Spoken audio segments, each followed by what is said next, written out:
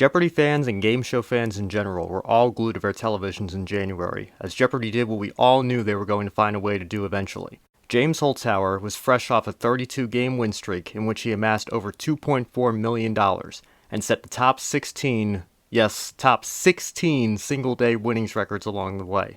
There were a few records Holzhauer didn't break though, namely total wins and total money won across all tournaments. Those records, respectively, belonged to Ken Jennings and Brad Rutter. These three men are unequivocally the three greatest contestants in Jeopardy history, no matter how you slice it.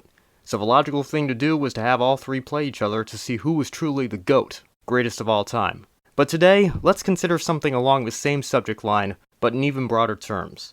Who's the greatest American game show contestant ever, period?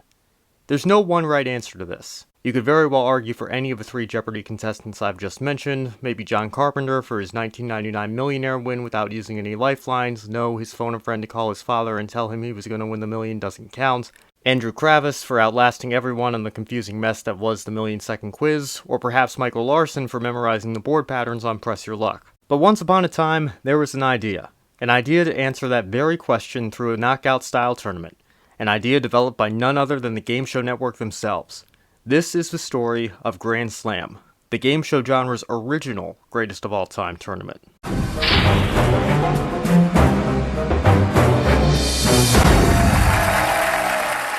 There's a history of successful British quiz shows ending up in the United States. Some of these include Who Wants to Be a Millionaire, Winning Lines, The Weakest Link, The Chase, Divided, the list goes on. Sometimes it works the other way too. Jeopardy and Greed both ended up with British versions after they became successful in America. Grand Slam is no exception to this rule. The show first aired in Great Britain in 2003.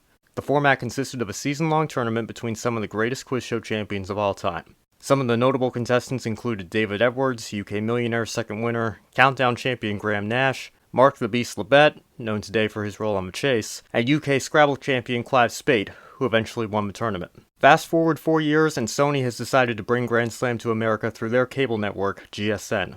The program will be a similar tournament with 16 of the biggest winners in the history of American game shows coming together to crown a champion who will receive a prize of $100,000, as well as a beautiful crystal trophy for good measure. The format of the game is relatively simple. Each match consists of 4 rounds: general knowledge, numbers and logic, words and letters, and a mix of all 3 categories. Each contestant is given a 1-minute clock which counts down whenever they are being asked a question.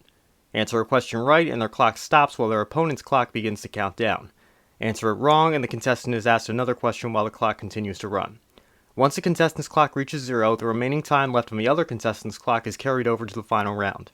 The contestant whose clock reaches 0 in the final round is eliminated, and the opponent moves on to the next match. Each contestant is given 3 switches during the match, and a 4th before the final round. A switch is a lifeline that does exactly what it sounds like. By using a switch, the contestant hands the question back over to their opponent. Their opponent can either say, switch back, pass if they have no switches remaining, or choose to answer it themselves. I should mention that the championship match added a 5th round, Contemporary Knowledge, which is played as the 3rd round of 5.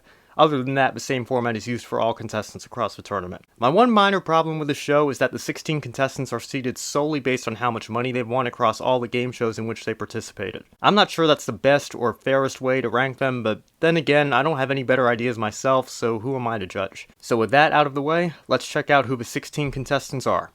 Welcome to Grand Slam, where television history will be made.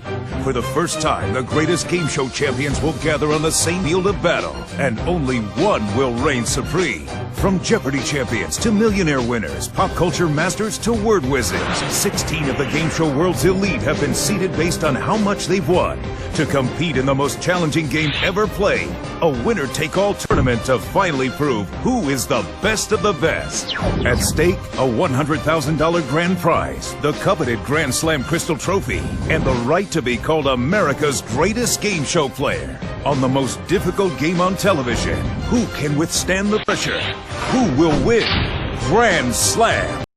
We started the 16 seed with Amy Kelly. If you've never heard of her, don't worry, you're not alone. Kelly was a part of a team of 2 on the GSN show Lingo that won a $41,000 jackpot. I don't want to discredit her at all. I mean, winning over 20 grand for yourself on a game show is more than most contestants can say they've done. But is she one of the 16 greatest game show contestants of all time?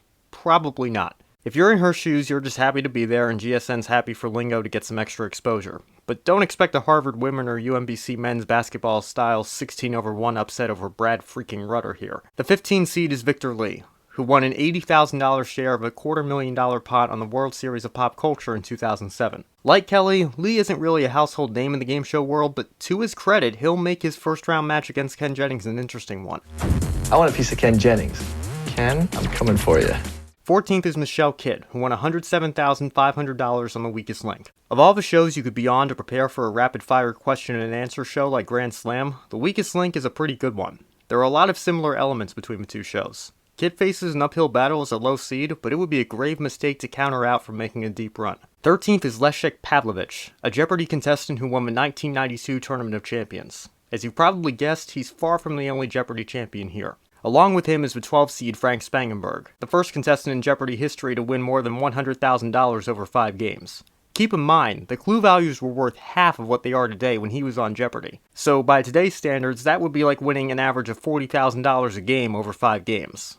It's easier for James Holzhauer, I guess, but still, that's quite impressive. 11th is Tom McKee. Tom was Ken Jennings before Ken Jennings. He amassed a total of $312,700 and 8 cars, you heard that right, over 46 episodes of Tic-Tac-Toe in 1980. He may be 27 years removed from that run, but anyone who goes on a Jennings-esque win streak like that on any trivia show deserves to be here, no question. 10th is Phyllis Harris, who's most notable for being a part of Super Greed's $2 million winning team, but has a lot more game show experience to her name as well. Jennings will even joke about this when he plays her.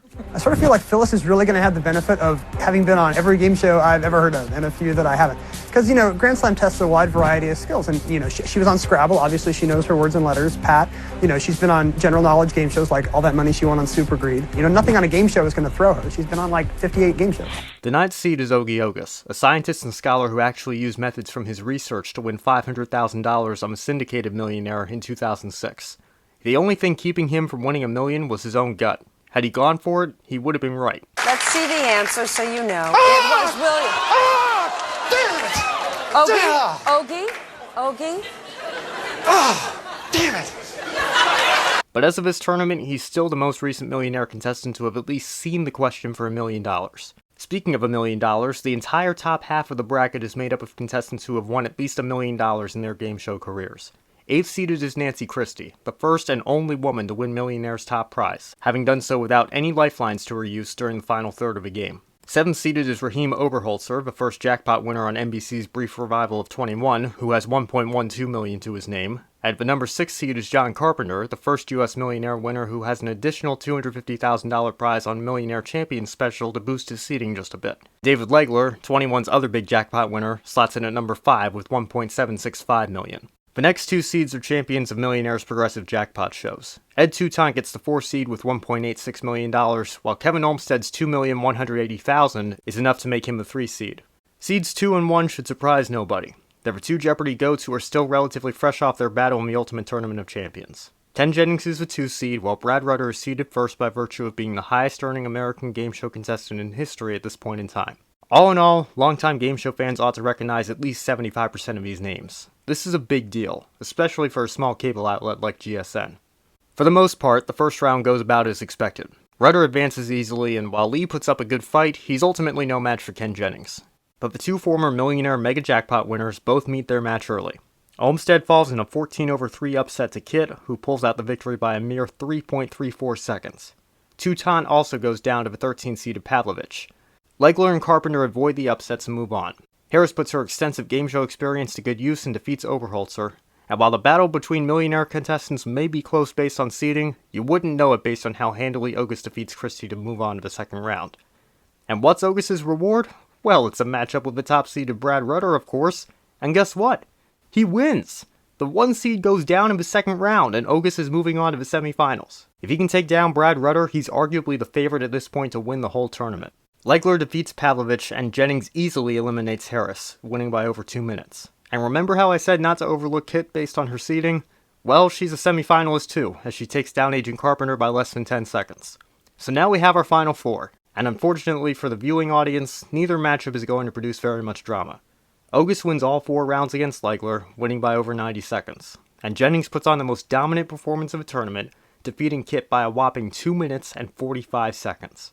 Now we're into the final showdown. In one corner, we have an all-time Jeopardy great, the 74-game winner, the Ultimate Tournament of Champions runner-up, the future Jeopardy GOAT. And in the other, we have a neuroscientist, a guy whose own research has gotten him here. After he let the pressure get to him on Millionaire, he's returned to the game show spotlight with a new mindset and even new techniques in an attempt to dethrone one of trivia's greatest legends. You better believe this final round is going to be a good one. The first round, general knowledge, doesn't disappoint at all. August edges out Jennings by 14/100ths of a second. Yeah, 14/100ths of a second. If that doesn't prove how evenly matched these two are, I don't know what does.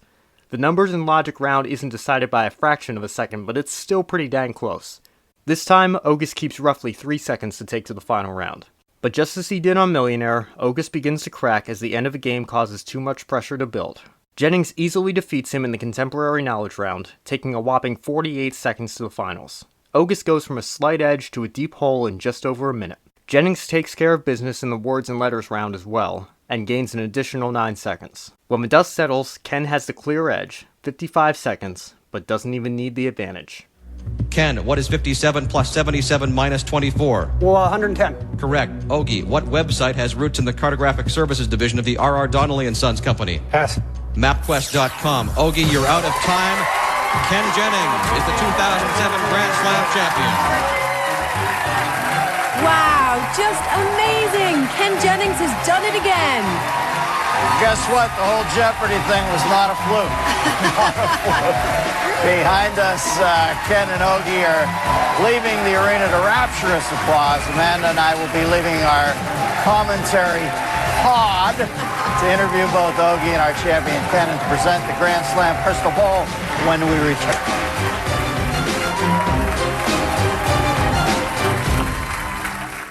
There you have it. Ken Jennings is truly the game show giant among giants. Doesn't matter if it's Grand Slam or Jeopardy, 2007 or 2020, responding with an answer or responding with a question. Jennings is one of the greatest minds trivia has ever seen, and we should be thankful Jeopardy removed the 5-game limit on their champions. Otherwise, we may never have gotten to see how great he truly is. Until next time, I'm Ben Schneider. Thanks for watching.